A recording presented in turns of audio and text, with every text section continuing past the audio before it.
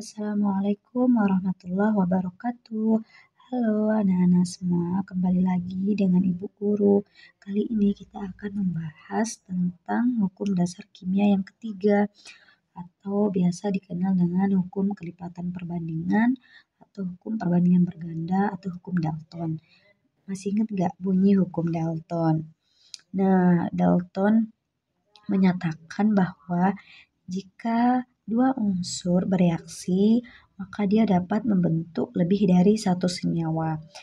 Nah, jika salah satu unsur perbandingan massanya dibuat tetap atau sama, maka perbandingan massa dari unsur yang lainnya itu adalah bilangan bulat dan sederhana. Nah, ini salah satu contoh soalnya ya, dan nanti kita bahas bersama. Jadi ini ada unsur AB dan ada unsur A dan unsur B.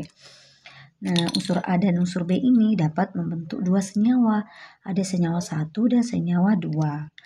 Nah, pada senyawa 1, massa dari unsur A itu 60%, sedangkan di senyawa 2 massanya itu 50%. Nah, sedangkan untuk massa unsur B pada senyawa 1 itu 40%, sedangkan pada senyawa 2 50%. Jadi ini gampang banget, kita langsung hitung perbandingan massanya ya. Jika massa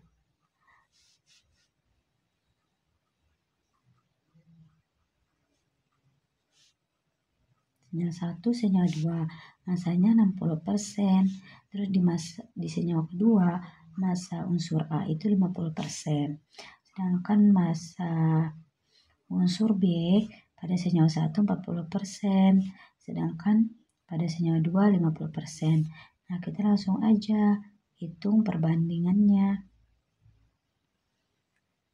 Nah, perbandingan antara 60 sama 40% itu kira-kira 60% dibanding 40% itu kira-kira sederhananya berapa perbandingannya?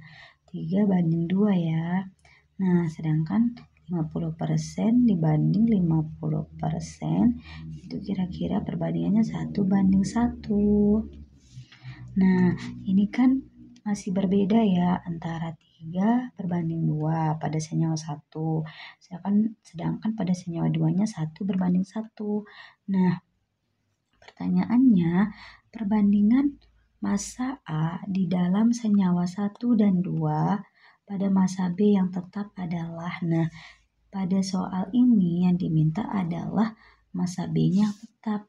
Nah, ini kan perbandingan massa A pada senyawa 1 dan 2 itu 3:1, sedangkan unsur B tadi kan massa unsur A pada senyawa 1 dan 2 itu 3:1, sedangkan unsur B pada senyawa 1 dan 2 2:1.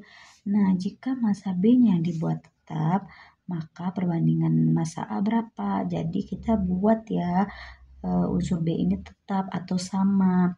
Nah, biar dia sama, maka yang di bawah pada senyawa 2 dikalikan 2. Hasilnya yaitu 3:2 pada ini kan senyawa 1. Senyawa 1 terus senyawa 2.